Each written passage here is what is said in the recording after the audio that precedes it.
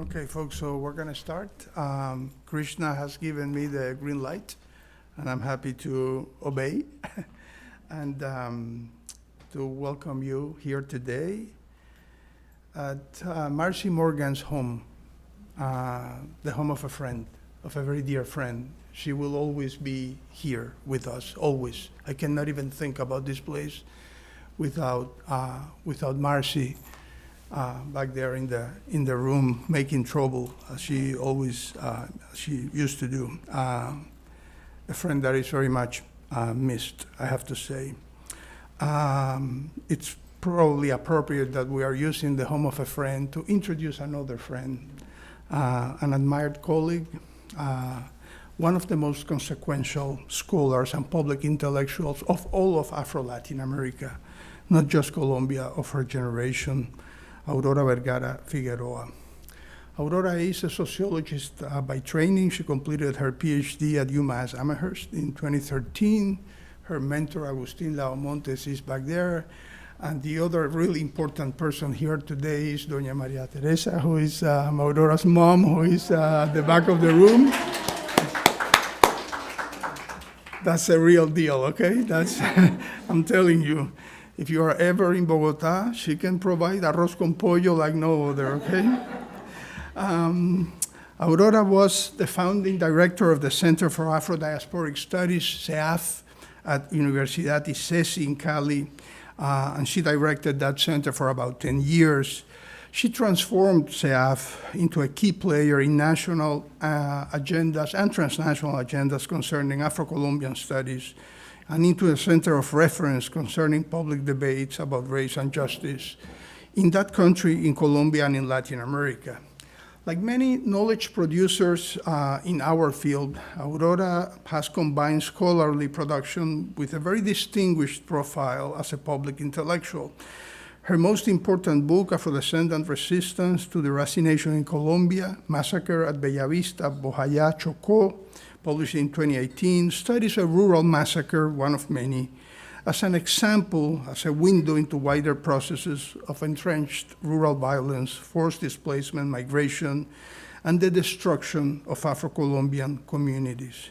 The book is based on her award-winning doctoral dissertation. She also co-edited the volume, I Demand My Freedom, Demando Mi Libertad, that you can see there, Black Women and Their Strategies of Resistance, which received the Montserrat Ordóñez Award in the Lhasa Colombia section. That book, by the way, is has been translated to English now, and she's working on a new introductory study for the English version of the book, which should be out in the next, I don't know, couple of years, and would make the book available to our students and accessible to our students, and we would be able to use it in our classes. As you know, Aurora was appointed as Minister of Education of Colombia in 2013. I emailed her that day and say, I knew you before you were Ministra, okay? So don't forget that. Which is of course a reflection of her public standing and her prestige. It was also, folks, an enormous challenge, as her background made her a rather unlikely candidate for that position, regardless of her qualifications. As a woman from the largely Afro-descendant Pacific region, a region that Colombian elites have always imagined or have always associated with backwardness, lawlessness, and other cultural deficiencies, she was not expected to lead the country's massive educational bureaucracy.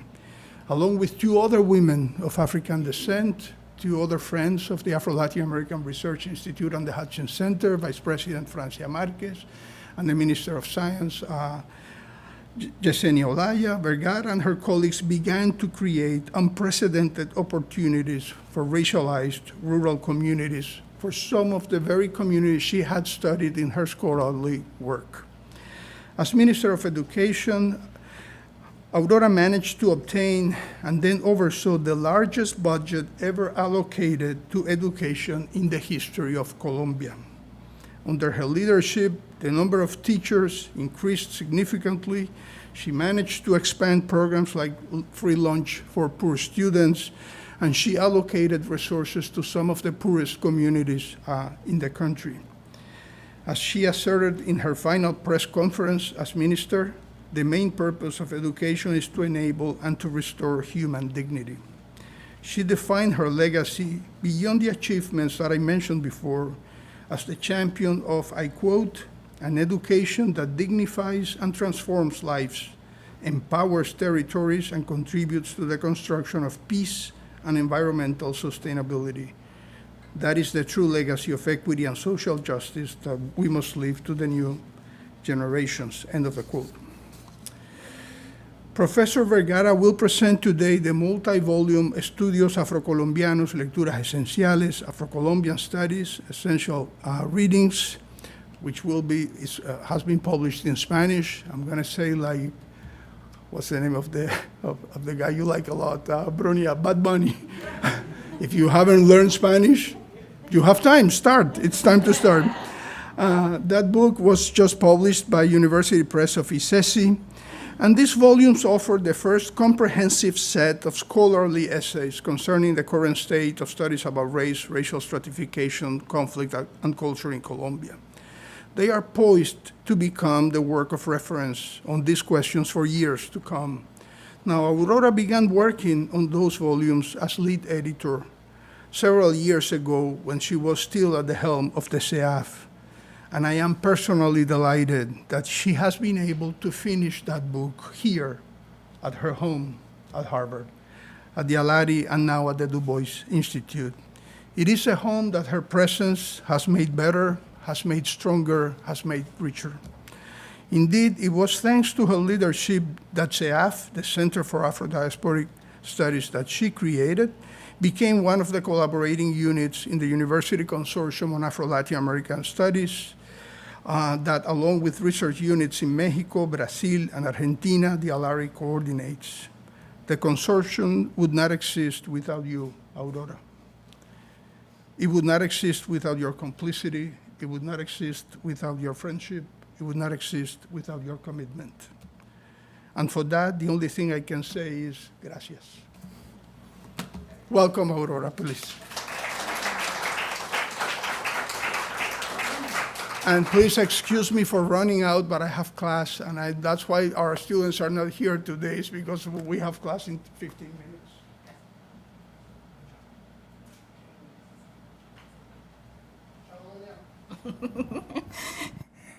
Gracias, Alejandro. Thank you, Alejandro, for that warm welcome, and have a great class.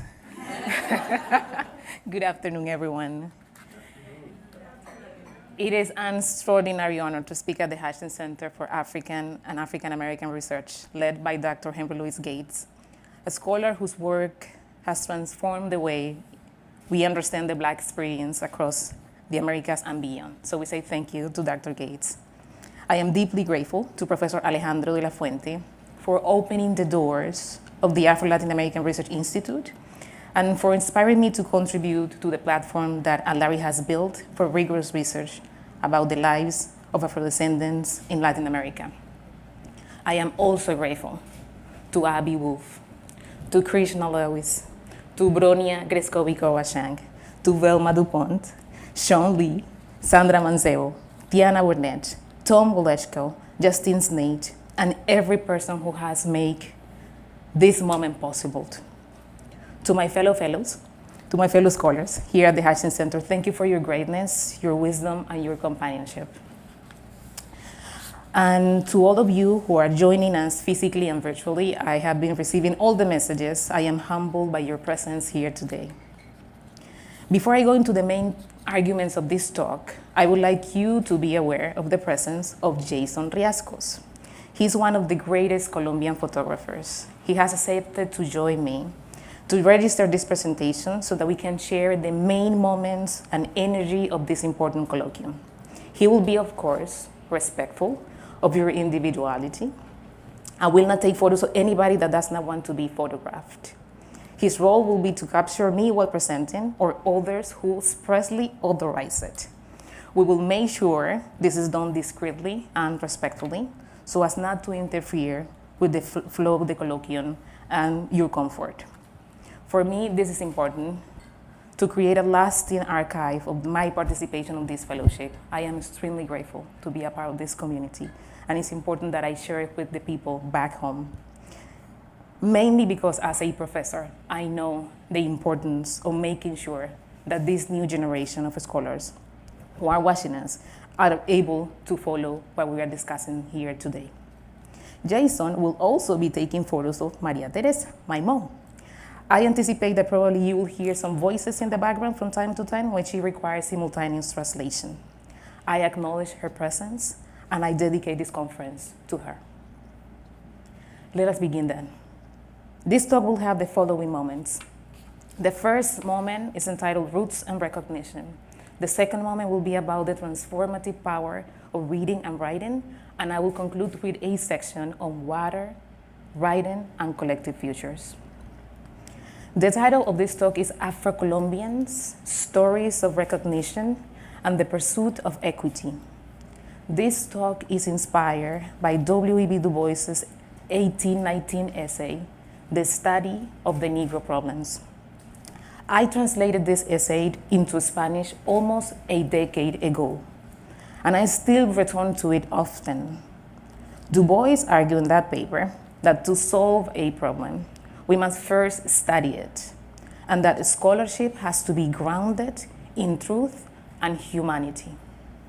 I bring this argument with me along with C. Wright Mills's concept of the sociological imagination, the task of connecting biography and history, the personal and the structural. With these ideas in mind, I speak to you today both as a sociologist and as a subject of the story I am telling, and the research I am conducting as a Du Bois Fellow. I am here to work on the translation of one book of a collection, but to understand why this work is important, why this work is relevant, I must tell you a story. This is why I have structured this talk to offer you the historical and the ethnographical context that precedes this project. I was raised in East Mina, a river town in the Chocó region of Colombia, a land shaped by water and resilience, and also deep communal ties. Rivers are one of the main characteristics of where I come from. I invite you to watch and listen to the following representation.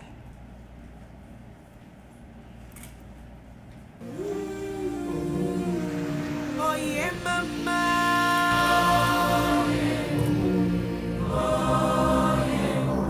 Se abren los cielos.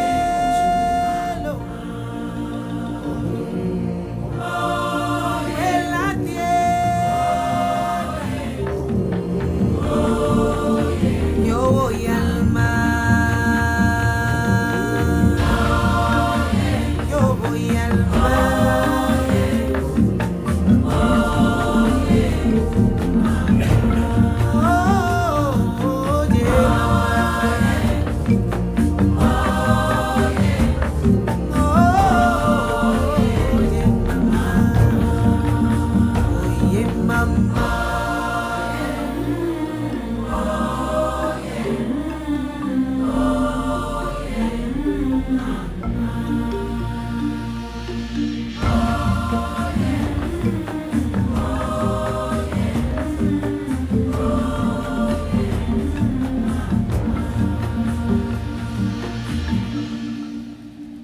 These are the rivers and the nature of a community we know as Tutunendo in Chocó, and the voice in the background is that of Nidia Góngora, a singer from Timbiquí, located in the state of Cauca, the southern end of our Colombian Pacific. Now that you have an introduction to how the region I will be speaking about looks and sound, I invite you to set yourselves there as I narrate this story. Before I was a scholar, I was a little girl running to school after helping my mom cook breakfast over a wood-burning stove. I studied in Escuela Normal Superior, a escuela designed to prepare teachers From preschool onward, I was taught reading, writing, how to teach, how to erase the board, how to listen. As a teenager, my entire community debated my future. They agree I must leave home, become a doctor, and return to help those I have left behind. This is a remarkable philosophy of parenting, to instill the highest aspirations for education, but also demanding generous returns on that investment. So that you can have an idea, this is the area in which the school was set.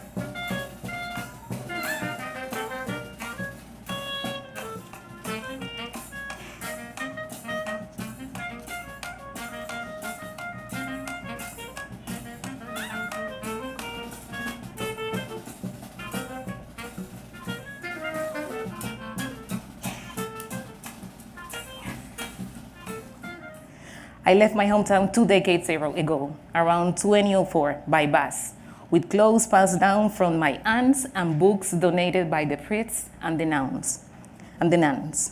I could have not imagined then that one day I would return not alone, but with an entire government cabinet, along with a president, Colombian first vice president, to announce the largest investment in education in the history of my state. I want to take you to some of the moments of that particular scene so that you can see the representations of what happened in those events and the happiness of the students and the communities that were part of that moment.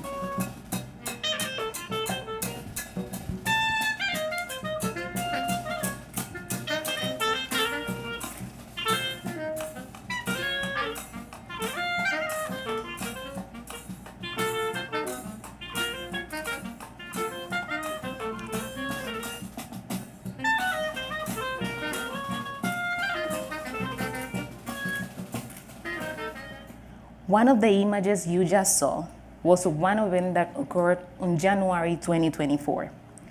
Standing before my teachers, neighbors, and family, I was not thinking as a politician. I was thinking as a sociologist, reflecting on how did we get here as people? How will this moment catapult us into the future? And these are the reasons behind my questions. Ismina means isthmus of minds, a narrow strip of land connecting two bodies of water. National Geographic calls isthmuses strategic locations, sites of exchange, culture, and communication. I return to this image often because Afro-Colombian history itself has been an isthmus connecting past and future, the local and the global, the intimate and the structural. My grandmother's generation labored in mines and fields. My mother's generation became teachers, nurses, and food vendors. My generation produced lawyers, administrators, and social scientists. And among us, the social scientists, we had the responsibility, as Dr. Gates reminds us, of riding the race. Riding back, fighting back, he says in his latest book. This generational evolution taught me the transformative power of reading and writing, the strength of community-led change, and the importance of seeding futures of dignity at the center.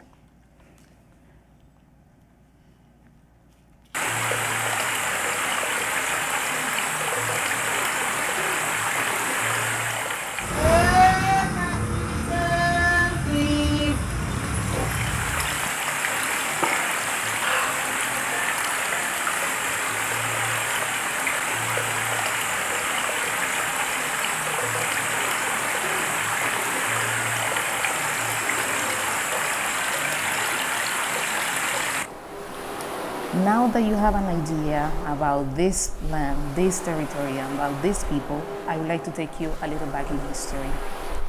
I would like you to pay attention to the time lapse developed by the Slave Voyages Project. And I really appreciate that the Hutchins Center is leading and acquiring this now for the university, because it's going to be an important source of research. I invite you to take a look at this video. Please pay close attention to the ships entering Colombia through the port of Cartagena.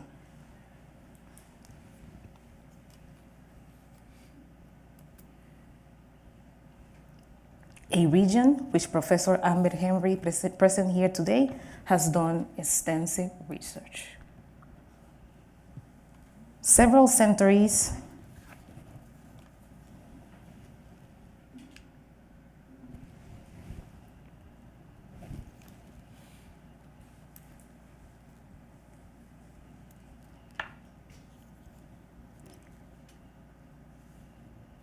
kidnapped and enslaved Africans were brought to Colombia in the 1520s.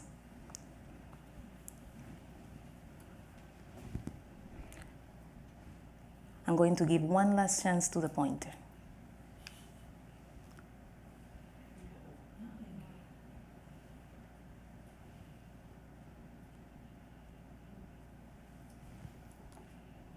Pay close attention to the boats entering Cartagena, and here at the end of the slide you can see the empires that were leading this commerce.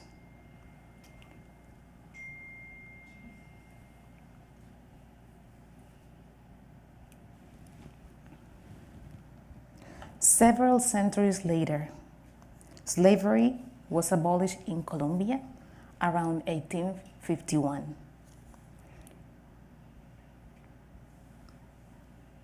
Ships continued to arrive all the way to the end of the century to Brazil and Cuba.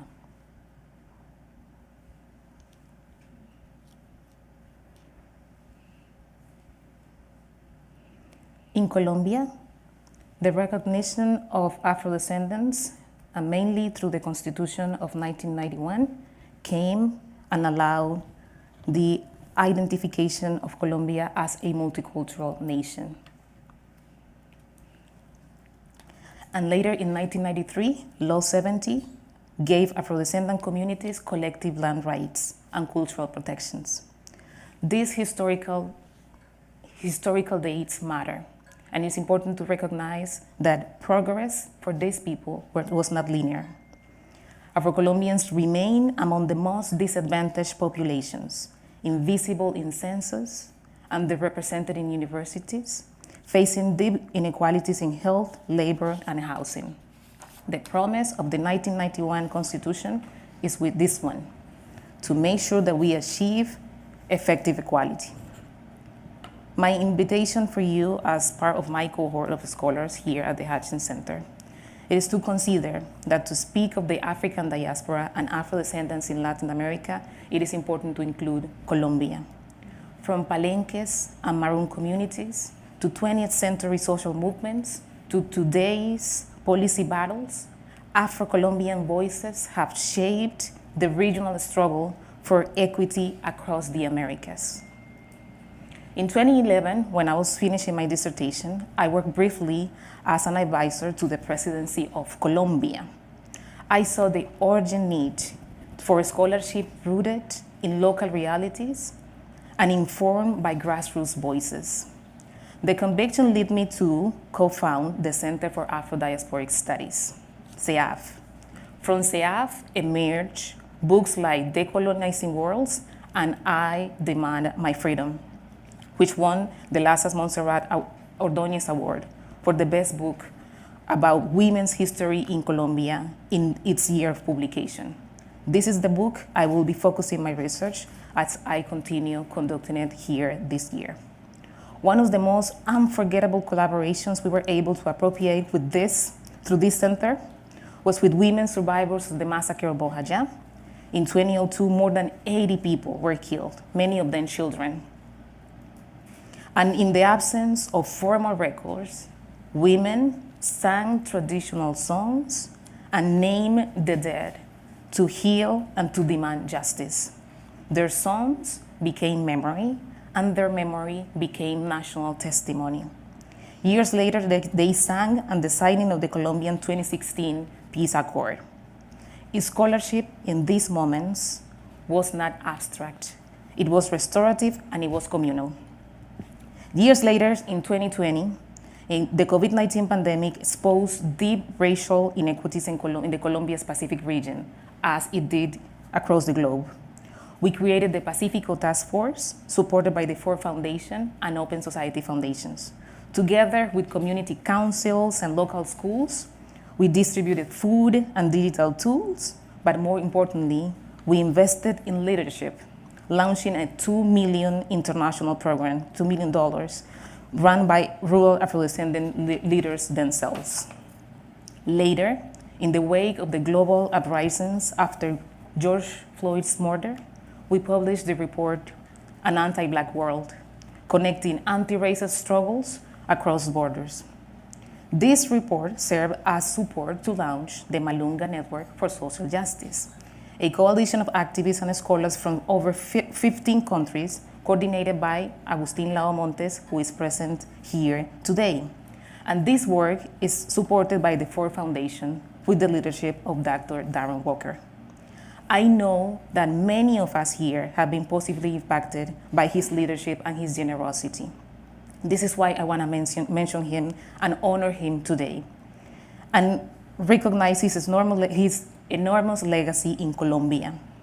He is part of this history and this evolution, and his term as president of the Ford Foundation has planted seeds of great value that have generated and will continue to generate structural change in the lives of Afro-Colombians. These efforts, all these collective efforts, connect with what Du Bois says about the aim of a scholarship.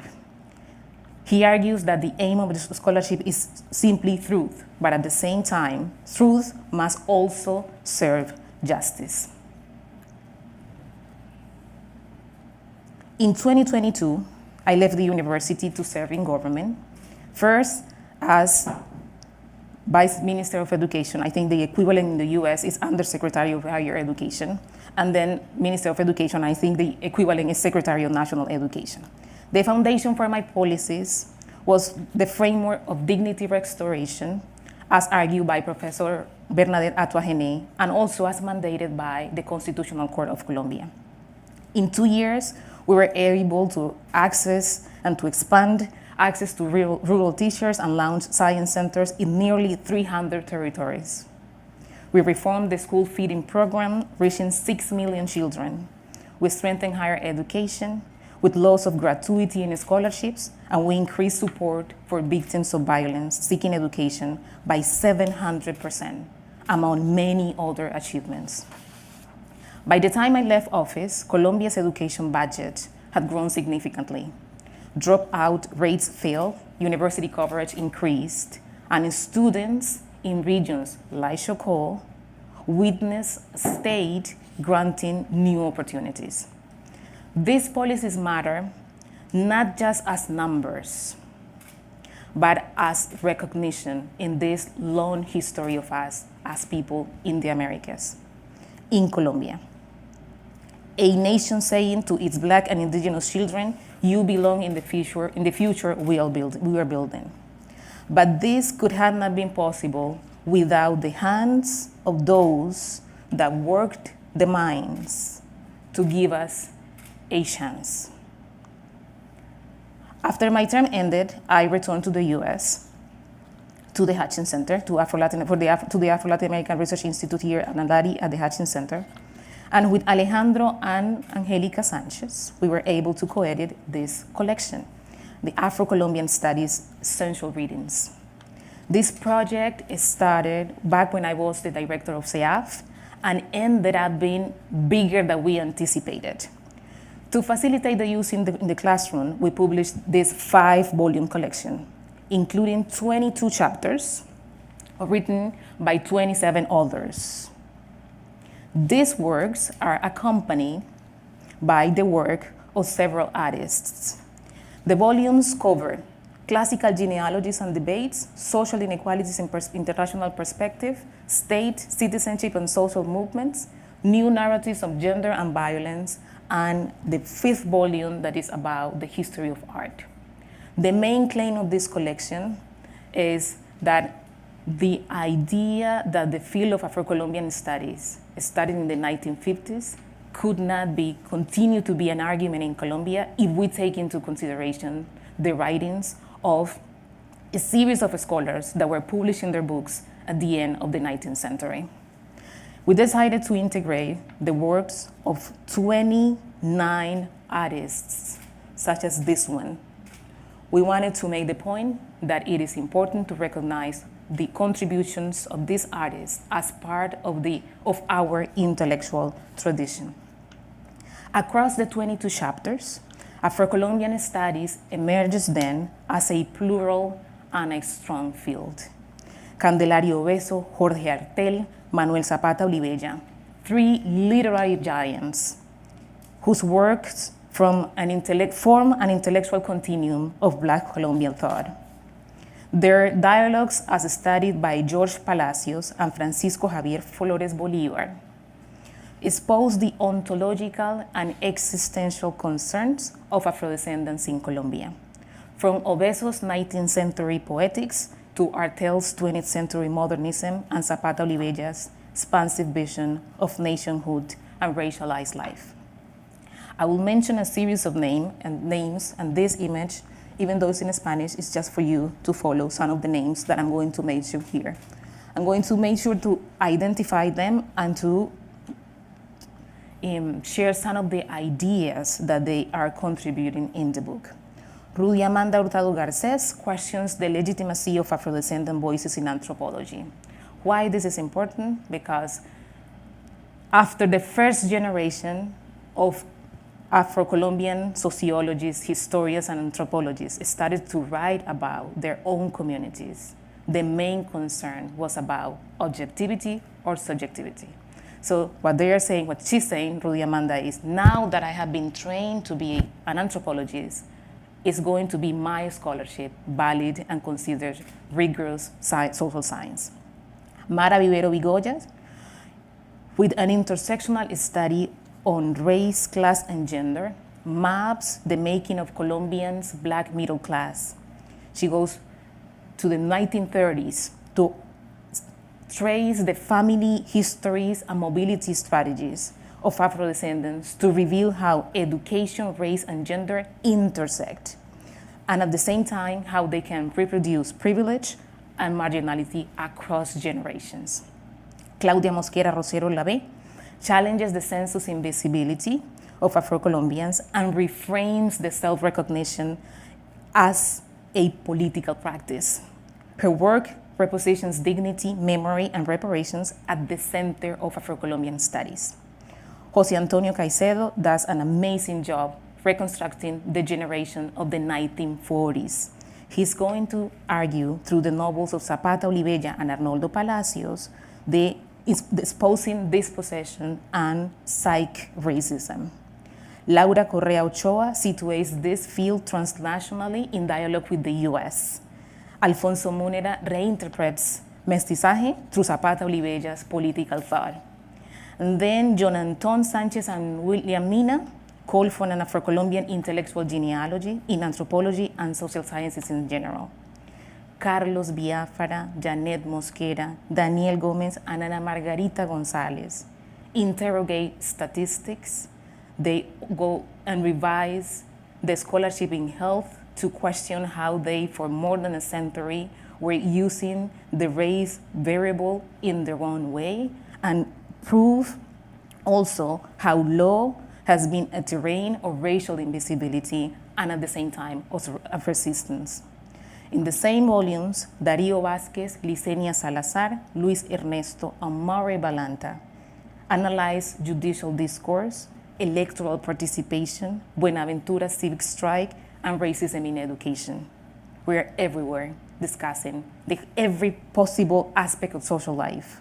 Charo Mina, Alejandra Londoño, Caterina Arboleda foreground Black women's experiences of violence, dispossession, and sexual abuse within Colombian armed conflict. Franklin Gil Hernandez explores Afro-queer realities in Bogotá and Cartagena. Rafael Palacios, Carlos Correa, and Andrea Bonilla critique Afro dance's spectacularization, while uplifting Sankofa's Dance Afro's creative counter-narratives. The last chapter of the volume was written by Julia Mercedes Angola and Angelica Sánchez Barona. They both confront racist visual constructions in Colombia's art history, proposing alternative curatorial practices.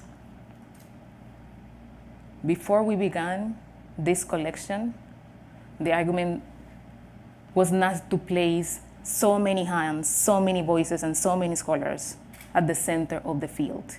I believe, or we believe, that with this collection we can prove the point that there are several scholars that are an integral part of this field.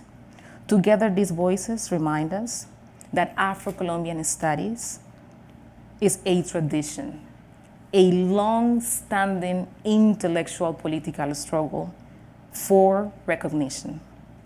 My work here as a Du Bois Fellow is to explore the translation of key works of this Afro-Colombian tradition, so I can connect it to English-speaking audiences and that you can access it and integrate it into your scholarship. Zapata Olivella, for instance, maintained a friendship and a correspondence with Lexton Hughes. Scholars like Dina Orozco, also present here today, explore how this work connects Colombian thought to the Harlem Renaissance and the broader Black Atlantic. The stories of these volumes tell us about the standing of Afro-Colombians in the 19th century, the 20th century, and the 21st century. And they connect to the findings of the book we wrote with Carmen Cosme, Maria Jimena Bello, Caterine Arboleda, Edna González, Castriel Hernández, Evelyn Lauren, Lina Mosquera, and Angelica Sánchez, taking the history of this field to the 18th century, when they demonstrate how, across the late colonial Spanish Atlantic, women of African descent drafted petitions, authored letters, and brought lawsuits to the courts of the era. Their demands for liberty, grounded in material claims, contractual knowledge, communal solidarities, and the sheer insistence of their humanity, survived in fragile archives, and these traces that nonetheless testify to their intellectual acuity and their political will. To read these documents today is to encounter women who refuse to be reduced to property and who instead claim the dignity of personhood in institutions designed to deny them precisely of that. As we saw in the Slave Voyages time lapse, the more than 30,000 ships carrying our ancestors across the globe, I argue that the knowledge produced by their descendants in every possible language needs to be distributed globally. In our connectedness rests the hope for a more just future. In the spirit of these connections, last year, the Hutchins Center honored the Vice President of Colombia, Francia Márquez Mina, with the Du Bois Medal. As I advance in the translation and the revisions of this work I have set this fellowship to do, I reflect on the importance of this moment and this journey of connecting Afro-Colombian studies to Afro-Latin American studies, to Afro-American studies, to African studies. And as I reflect on this, I return to my beginning, the rivers of Chocó. In this talk, I have used water as a metaphor, water that carves paths even through stones, connecting and nourishing. I would like to argue that our African and Afro-descendant stories are like water. They resist, they connect continents, they carry memory and possibility. I would like to believe that this center, this institute, this fellowship, and this community of this cohort is also like water, that we carve paths where none existed, connecting scholars, movement, and generations. And as we are here, sharing this experience as a cohort, I would like to remember Du Bois's argument that to solve a problem, we must first study it, and that scholarship has to be grounded in truth and humanity. I reflect on how we could collaborate to addressing, for example, educational inequality. As I advance in the revision and in the translation of the books and articles and chapters, I connect these stories to the present. And I would like you to carry with me one vision that I would love you to consider the possibility of being a part of. My vision is to create a platform to connect underprivileged families with quality education resources. By 2036, I hope this initiative will reach 5,000 families in this area, in Chocó. I already have a partner in place and a first team working to make this possible. And I hope in this community we find more collaborators to continue in this journey. Join us to build isthmus of opportunities in this region, to offer quality educational opportunities to an emerging generation of leaders of this region. My invitation to you is this: let us continue being like water. Let us build campuses and countries where dignity is at the center. Let us solve futures of justice and care. And in 2026, let us all go to Cali, Colombia, to this 4th Alari Continental Conference. Come see for yourself the vitality of this field, the resilience of our communities, and the dreams we are sowing together. I thank you for listening, and I welcome all your questions and comments. Thank you.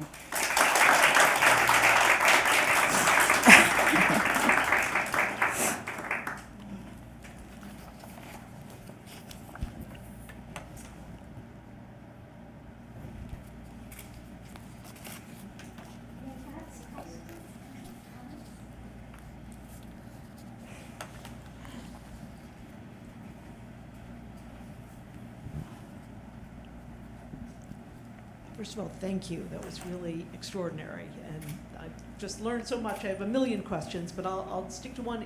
Can you talk a little bit about languages, about the particular languages and the history there? And I should know more about the sort of history and the linguistic ecosystem, but I'd like to learn more.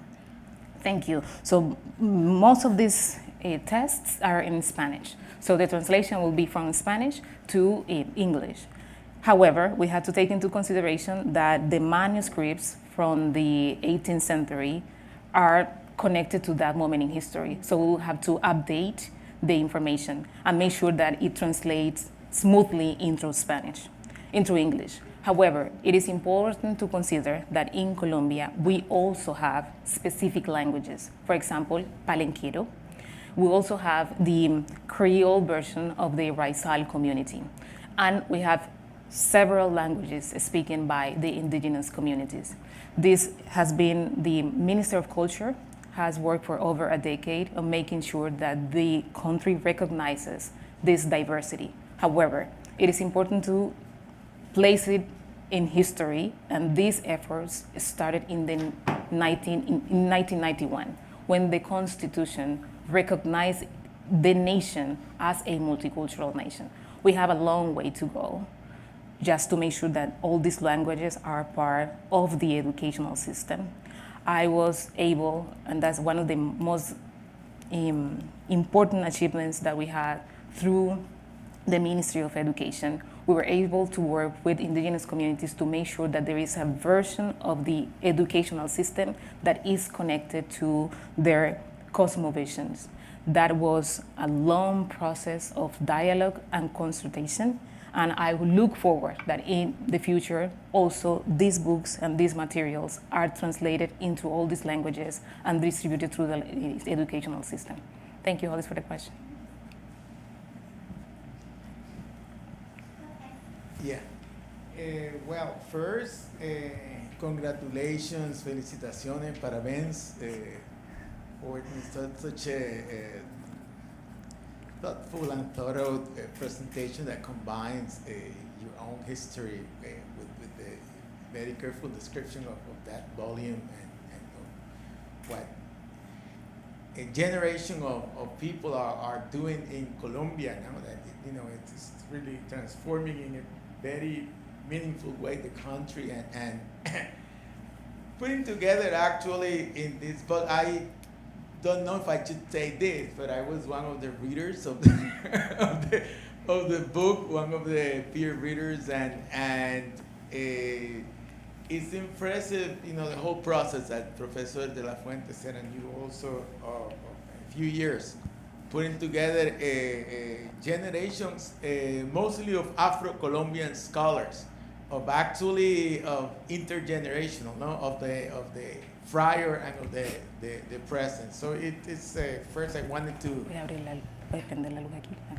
recognize such a tremendous work and to honor it together with everybody here. I heard from you before that there are also plans to do kind of making this into an educational tool, developing like guides for teachers, etc. And very curious about that also, which is something that could be an example to other countries as well. I mean, I know there are people in Brazil, in Costa Rica, in Puerto Rico, for instance, and in Colombia, the network of ethno-education, as they call it. So I want to know more about that dimension with the project. Thank you, Agustin, and thank you for all your support during all these years. The reason why we decided to accompany this collection with a guide for the classroom is because it is such a long process. It's such a long project. 22 chapters is too much to handle in the classroom. And it's important to offer professors a simple guide to make sure how they orient the class. And also because, as you saw, making sense of the history takes a while. Because in many countries, trying to find dignity and to live in good conditions has taken or to happen several centuries before it has happened in Colombia.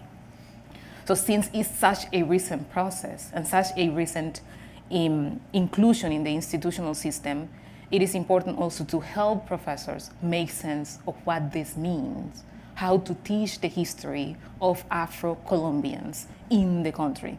So I am developing the tool with a series of colleagues, mainly those trained to teach in the classroom, so that they can decide how to include chapters from Volume 1. In Volume 1, there are 7 chapters. Volume 2 has all the 6, but Volume 5 only has 2 chapters. And the reason why it only has 2 chapters is because there is not much research about historical representation of Afro-descendants. And I remember Alejandro de la Fuente making the point, saying, if this is going to be the tiniest book of the collection, just make sure that it's tiny so that everybody knows that we need to do more research on art history. So the guide, as we develop it, will be just a couple of pages, guiding the classroom through the composition of each chapter, even explaining several decisions. For example, the chapter on Afro-queer histories. It is extremely important. And to use it in the classroom presents several challenges. And we want to make sure that every professor is equipped with the resources to defend the use of the chapter in the classroom. Because what happens is that most of the time, the context, the school administrators will say, we don't want to talk about this here.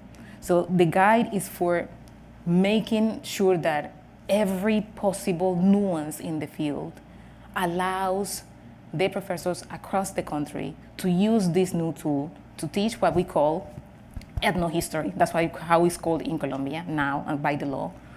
And it's starting to develop. So we look forward to give this guide to reading clubs and to also allow these guides for school administrators and professors, and so that the book has a life of its own. So thank you, Agustin. And I decided to include the poems of Dina Orozco, who is a student here and is a scholar here, because what we noticed through producing this volume is that the scholarship produced by women in this century is not being recognized as the scholarship produced by Afro-Colombian men in the 20th century and the 19th century.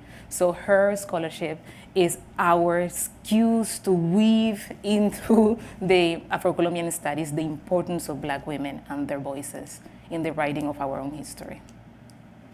Thank you.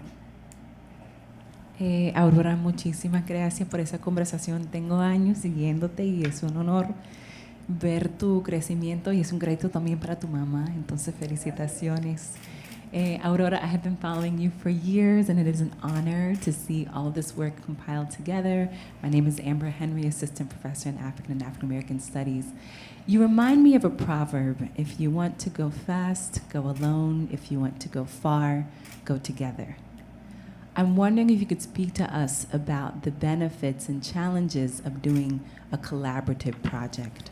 So many scholars today prefer to take all the credit for themselves and produce solo-authored works or solo-authored articles, and you have compiled not only 22 authors, but artists, poets, scholars, anthropologists, historians, sociologists. So for those of us who are here who are inspired to do collaborative work, but daunted by the task, what for you have been some of the benefits of doing collaborative projects, and do you have any tips for those of us who would like to heed your call to unite these drops of water and create works that are like rivers? Thank you. That's so sweet. Thank you. I really appreciate it. I am actually working through this question with my therapist.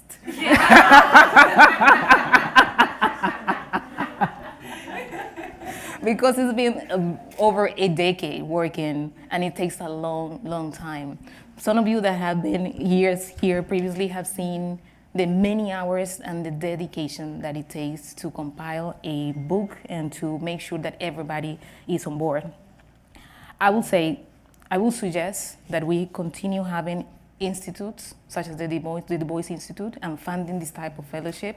First, for people to have the time to come and spend a year or 2 years revising and producing knowledge. So I think that's important, and more important in this particular time in which we're seeing this type of institutions being challenged.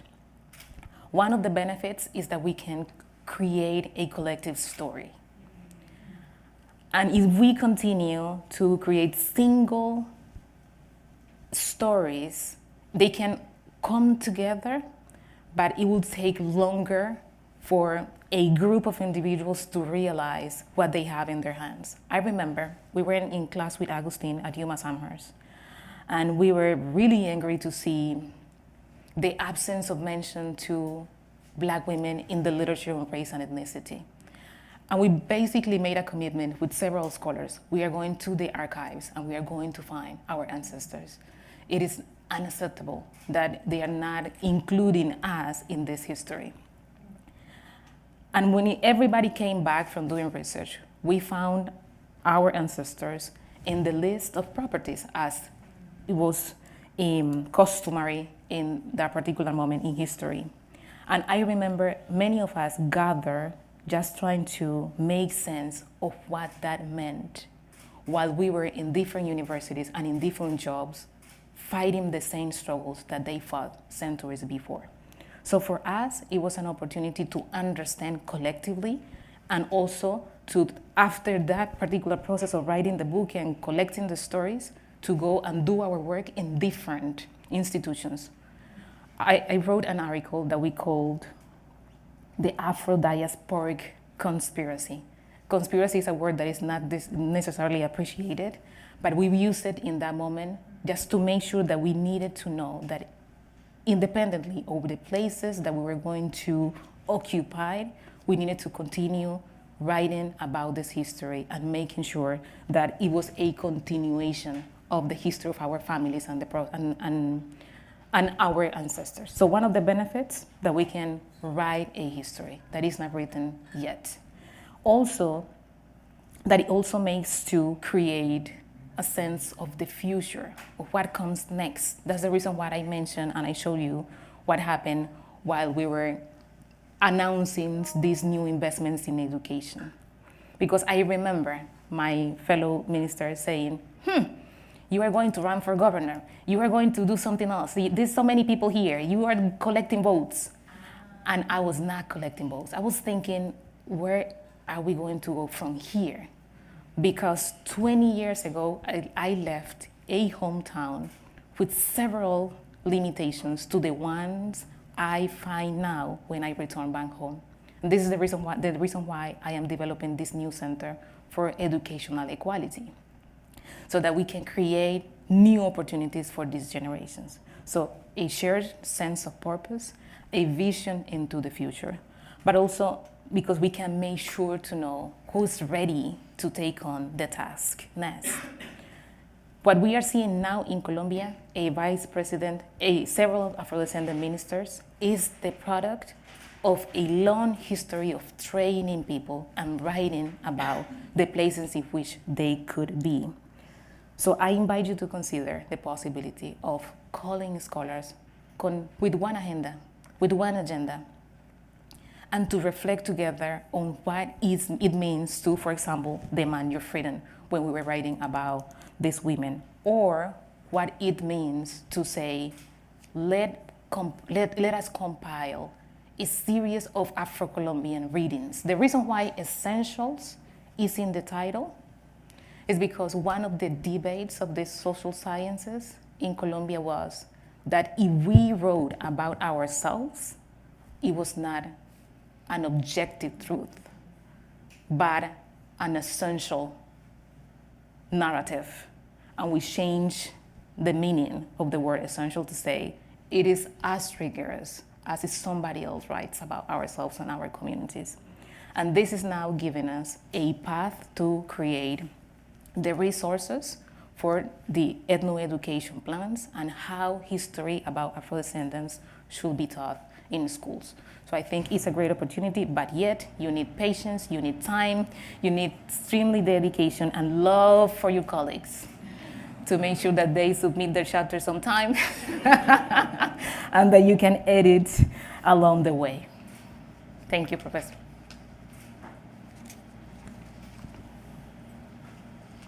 Can you tell us a little bit about that photo and your choice? Yes, definitely. So the reason why we chose this photo, I have been working with Jason for a very, very long time. And I made sure that I include his photos and I include his videos in everything that I produce. And we have been thinking how to tell this story for a mainly English-speaking audience. How should we tell, what should we tell, how to tell it to make sure that they have a sense of this region. And I remember Hollis's presentation about images and representation. So I did not want to leave anything for granted, so that you had a connection to what the people are doing in these communities. And Jason said, I had one image that probably could connect to what Africans did when they arrived in Colombia. And how those of you who are not so elegant and elite with pencils writing books should recognize that their hands paved the way for you to now be so fancy and so elegant with your books. So we decided to bring this photo of this woman. She's doing mining in Tado, one state in Chocó, for us to make sure that we connected the stories of those that came and also the path that opened after them. I was really interested to see that when I was showing the presentation to my mom, she said, wow, that's just like your grandpa's hands. And I was like, wow, imagine that. Such a special moment to recognize that, yes, we need to honor them and to make sure that our discourses of nation building and intellectual tradition is also connected to the work of those that came before us. So that's the reason why we selected this image to be a part of the presentation.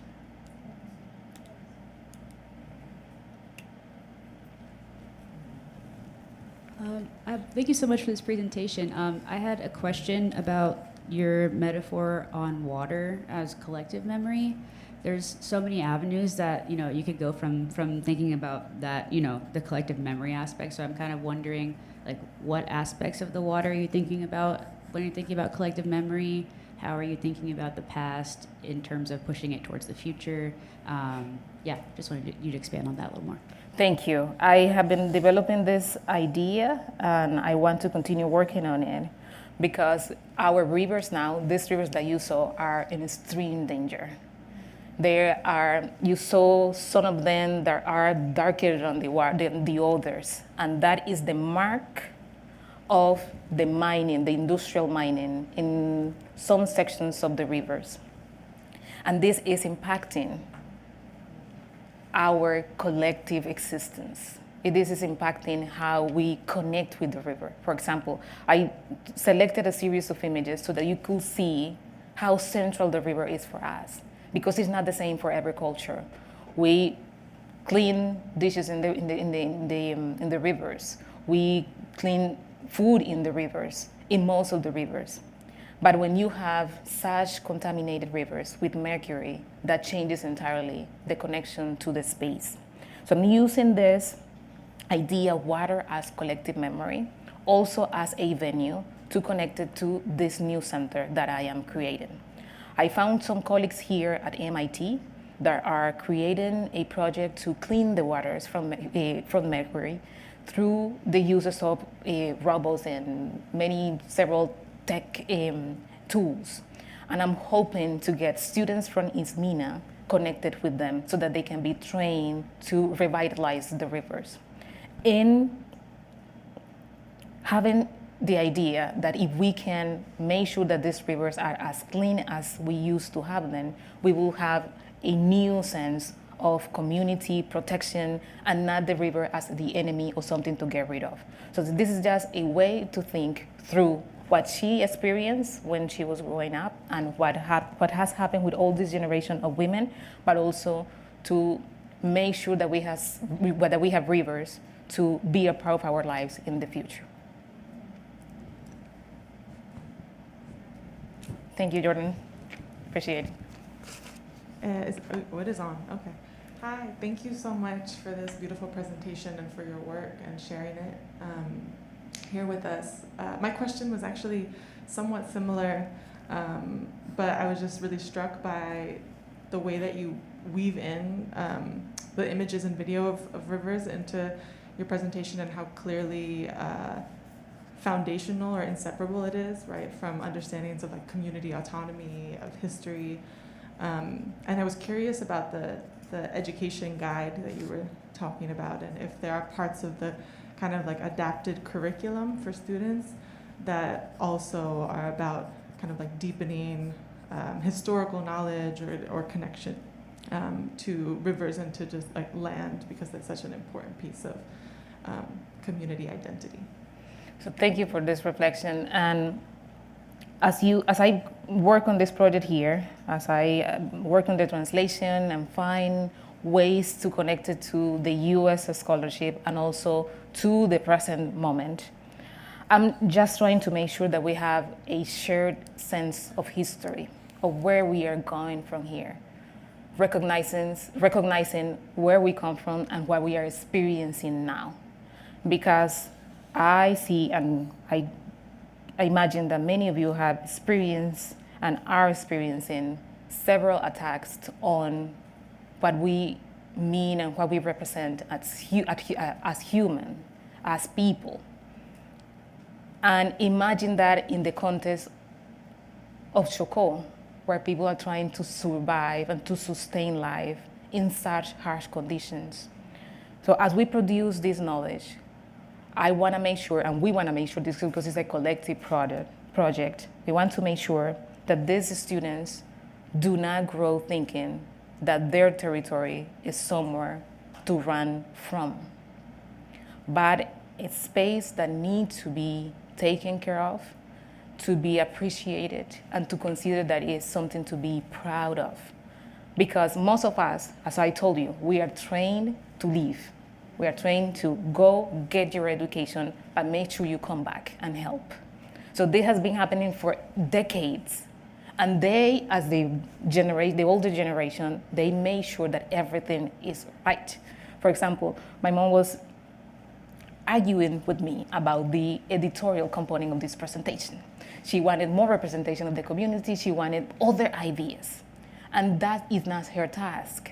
She should be thinking about many other things, but she knows that as she was trained and as many other people are trained in my community, they take it as part of their job to make sure that everybody is carrying on this wisdom, this knowledge, and the appreciation for their territory and their land. So she was incurring Mursi. Why didn't you include this festivity? I don't see the photo or the image of so and so.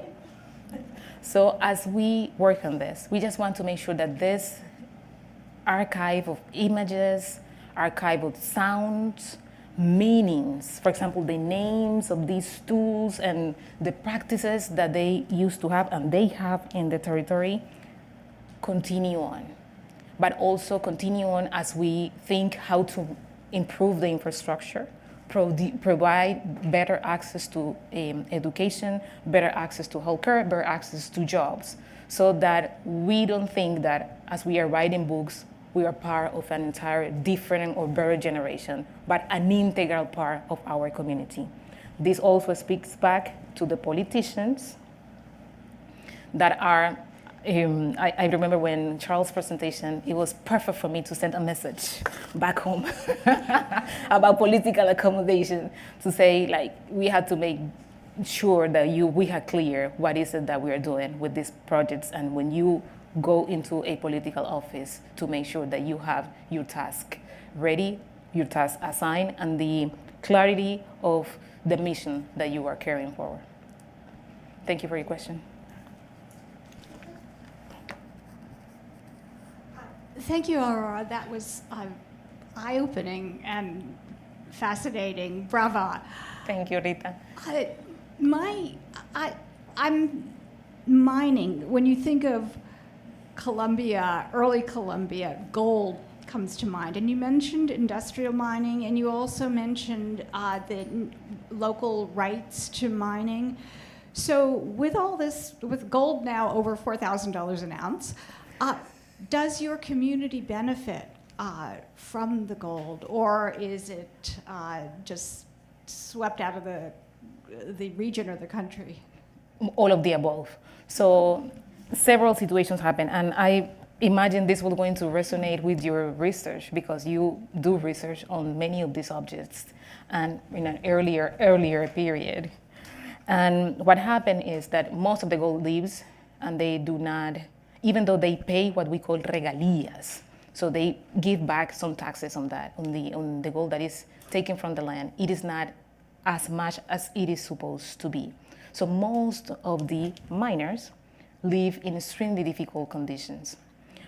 We are facing, for example, one challenge with students in schools is that they are leaving schools to go work in the mines because they can access money quickly. I'm working with the team at the Center for Equity in Education to create these Olimpiadas, so that they can compete through math, through reading, writing, and get some resources, so that they can think about the school as a place in which they can also generate resources for their families. But it's not an easy context to live in.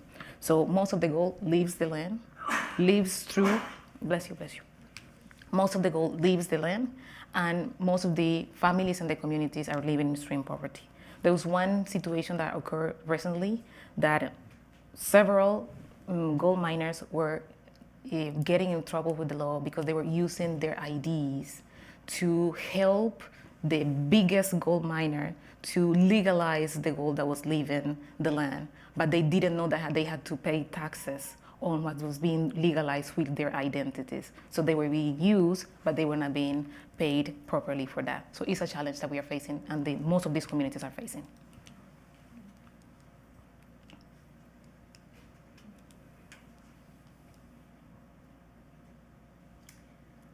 Thank you for this beautiful presentation. Thank you.